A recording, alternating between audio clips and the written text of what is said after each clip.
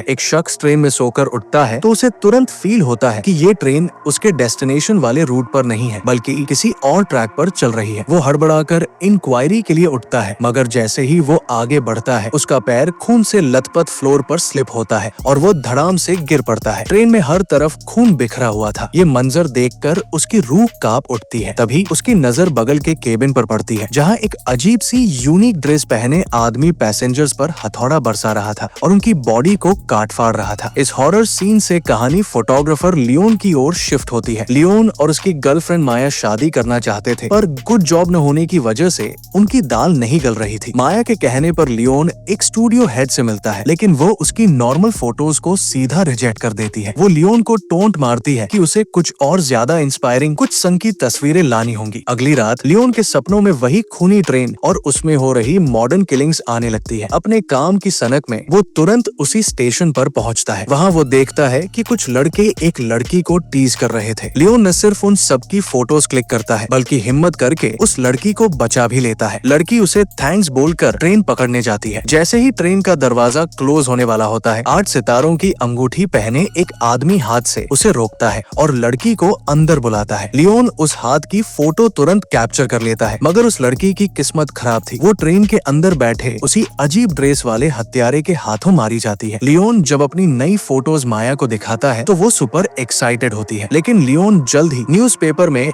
उसी लड़की के मिसिंग होने की हेडलाइन पढ़ता है। उसे पक्का यकीन हो जाता है कि ये कोई नॉर्मल मर्डर नहीं बल्कि कोई बड़ा गेम है। वो डिटेक्टिव के पास जाता है, पर कोई उसकी बात पर ट्रस्ट नहीं करता। निराश होकर वो अपनी नई किलर फोटोज स्टूडियो हेड को दिखाता है। इस बार वो इम्प्रेस हो जाती है और उसे गुड सैलरी पर जॉब का ऑफर देती है। जश्न मनाने के बाद कहानी फिर उस ट्रेन पर जाती है जहां 3 पैसेंजर सवार होते हैं। उनमें से एक लेडी डरते हुए कहती है कि उसने इस ट्रेन की कई खतरनाक स्टोरीज सुनी है। इससे पहले कि उसका हस्बैंड उसे समझा पाता, हत्यारा आता है और उस लेडी के सिर पर हथौड़े से वार करता है, जिससे उसकी दोनों आंखें बाहर निकल आती है। फिर वो हस्बैंड को बुरी तरह इंजर्ड करता है। जब हस्बैंड अपनी वाइफ को बचाने की कोशिश करता है तो हत्यारा उसके फेस पर हैमर से अटैक करके उसे मार डालता है। अंत में वो उस लेडी का सिर धड़ से अलग कर देता है। इधर स्टेशन पर बैठा लियोन उसी हत्यारे को देखता है जो अपनी ड्रेस में ट्रेन से निकल कर जा रहा था। लियोन उसका पीछा करते हुए उसकी फोटोज लेता है और उसकी उंगली में वही 8 सितारों वाली रिंग भी देखता है। पीछा करते हुए हत्यारे की नजर लियोन पर पड़ती है, पर वो ओवर रिएक्ट न करते हुए अपने होटल में चला जाता है। लियोन होटल का नाम याद कर लेता है। अपनी जासूसी से लियोन पता लगाता है कि वो हत्यारा एक बूचड़ खाने में काम करता है और रोज लास्ट ट्रेन पकड़ता है। एक दिन जब लियोन ट्रेन में चढ़ने वाला होता है तो एक पुलिस वाला उसे रोककर फोटोज क्लिक करने से मना करता है। बहस के चक्कर में लियोन की ट्रेन मिस हो जाती है। ट्रेन के अंदर एक और पैसेंजर पर हमला होता है, मगर अटैक के बीच में ही हत्यारे माहोगनी की तबीयत अचानक खराब होने लगती है। उसे अजीब सा दर्द होता है। मौका पाकर घायल पैसेंजर अपनी जेब से नाइफ निकालकर माहोगनी पर हमला करके उसे कंट्रोल कर लेता है। तभी इंजन ड्राइवर बंदूक लेकर वहां आता है और उस पैसेंजर को शूट कर देता है। इंजन ड्राइवर माहोगनी से गुस्सा होते हुए कहता है कि तुमने मुझे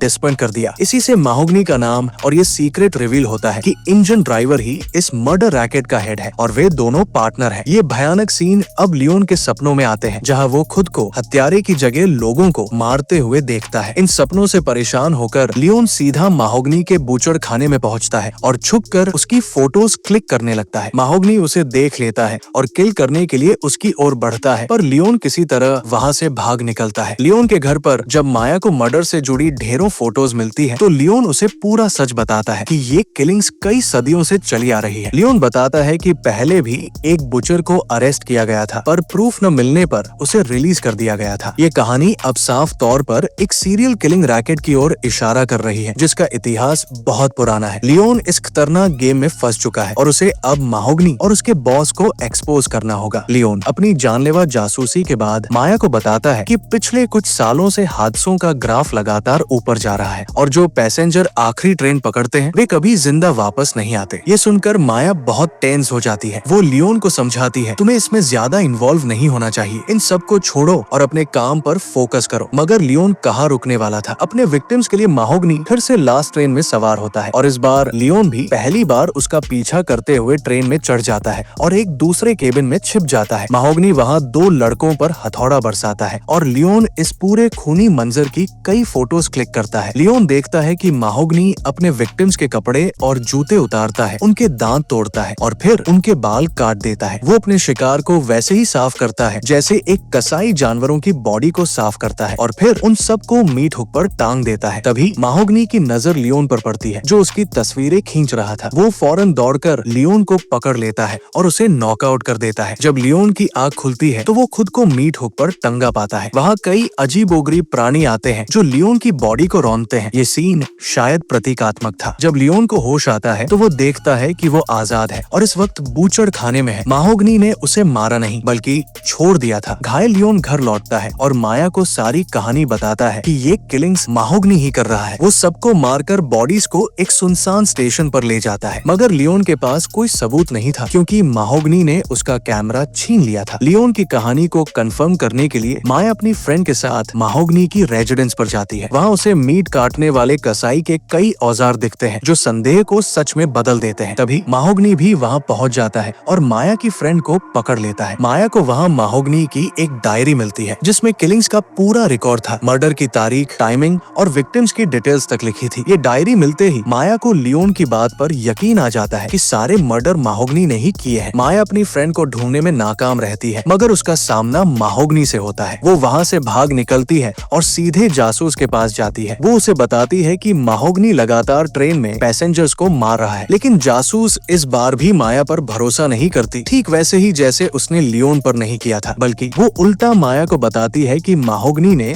तुम्हारे खिलाफ शिकायत दर्ज कराई है कि तुमने उसकी डायरी चुराई है। माया सफाई देती है कि डायरी उसके पास नहीं बल्कि उसकी फ्रेंड के पास है जो गायब है और उसे ढूंढना होगा। जासूस के वहाँ से निकलने के बाद माया घर लौटती है और तय करती है कि वो हर हाल में माहोगनी को मारेगी। तभी जासूस उसके सामने फिर से आती है और माया को जल्द से जल्द माहोगनी को डायरी लौटाने के लिए कहती है। ये सुनकर माया को गुस्सा आता है। वो अपनी गन निकालती है और जासूस पर निशाना साध कर पूछती है, मेरा दोस्त कहाँ है? जासूस तब सबसे बड़ा सीक्रेट बताती है। वो कहती है, तुम्हारा दोस्त उस ट्रेन में है जो आखिरी स्टेशन पर रुकने वाली है। और यहाँ महाखुलासा होता है कि जासूस भी इस खूनी साजिश में माहोगनी और इंजन ड्राइवर की पार्टनर है। माया तुरंत उस ट्रेन में सवार होती है। जब वो ट्रेन के दूसरे केबिन का दरवाजा खोलती है तो वहाँ का मंजर देखकर उसके होश उड़ जाते हैं। वहाँ कई लाशें हुक पर लटकी हुई थी। ट्रेन के उस हॉरर केबिन में घुसते ही माया के होश उड़ जाते हैं। वहाँ ढेरों डेड बॉडीज हुक पर लटकी थी लेकिन उन सब के बीच उसे अपना दोस्त जिंदा मिलता है। माया उसे मीट हुक से निकालने की कोशिश करती है मगर इससे उसके दोस्त को बहुत पेन होता है और उसकी चीख माहोगनी तक पहुंच जाती है। माहोगनी जो उस वक्त एक दूसरी बॉडी को काट रहा था तुरंत माया को खत्म करने के लिए उसकी तरफ बढ़ता है। बाहर स्टेशन पर खड़ा लियोन ये सब ऑब्जर्व कर रहा था। वो फिल्मों की तरह जंप मारकर चलती ट्रेन में घुस जाता है और माया एक जगह छिप जाती है। अब माया और माहोगनी के बीच एक टफ फाइट शुरू होती है। इस हाथापाई के बीच माया का दोस्त चाकू लगने से बुरी तरह जख्मी हो जाता है और वही दर्दनाक तरीके से दम तोड़ देता है। इधर लियोन ने माहोगनी पर भारी पड़ना शुरू कर दिया था। वो उसे उठाकर ट्रेन से बाहर फेंक देता है। लियोन को लगता है कि ततरा टल गया है और वे दोनों सरवाइव कर गए हैं मगर कहानी यही तत्व नहीं होती। ट्रेन एक सुनसान स्टेशन पर रुकती है। इंजन ड्राइवर वहाँ आता है और उन्हें डेड बॉडी से दूर रहने को कहता है। यहाँ सबसे बड़ा राज रिवील होता है। वे इतने सारे लोगों को क्यों मारते थे? वहाँ कई भयानक क्रिएचर्स दिखाई देते हैं जो उन लाशों को खा रहे थे। यानी लोगों की हत्या का मकसद उन क्रिएचर्स को खाना खिलाना था। ये जानकर लियोन और माया शॉक होकर ट्रेन से नीचे उतरते हैं। तभी माहोगनी वहाँ फिर से अपीयर होता है। वो मरा नहीं था, जिंदा था। पास आते ही वो लियोन पर अटैक करता है और दोनों के बीच एक और फाइट शुरू हो जाती है। आखिरकार लियोन हिम्मत जुटाता है और एक हड्डी माहोगनी के गले में घूंप देता है। इस बार माहोगनी का एंड हो जाता है। फिर इंजन ड्राइवर वहाँ आता है। वो उन्हें बताता है कि ये खतरनाक क्रिएचर्स इंसानों के जन्म से भी पहले से यहाँ है। माहोगनी का मिशन इन क्रिएचर्स को इंसानों की बॉडी सर्व करना था ताकि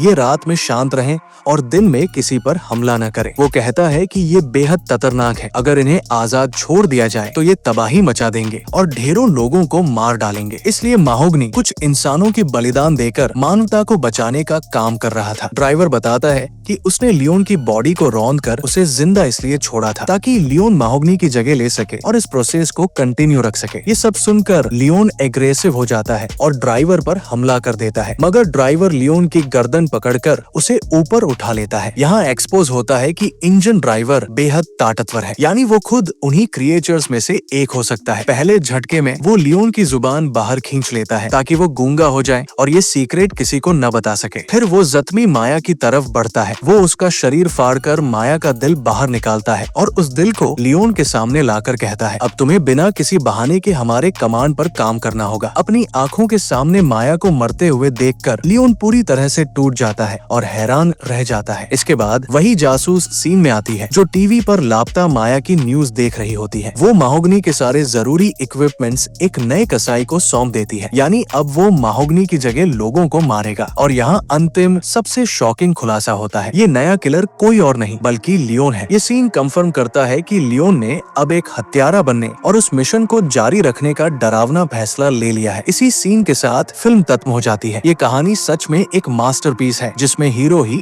अंत में विलेन बन जाता है। अगर आपको ये कहानी पसंद आई हो तो वीडियो को लाइक करें, चैनल को सब्सक्राइब करें और बेल आइकन दबाना न भूलें ताकि अगली हॉरर कहानी सबसे पहले आप तक पहुंचे।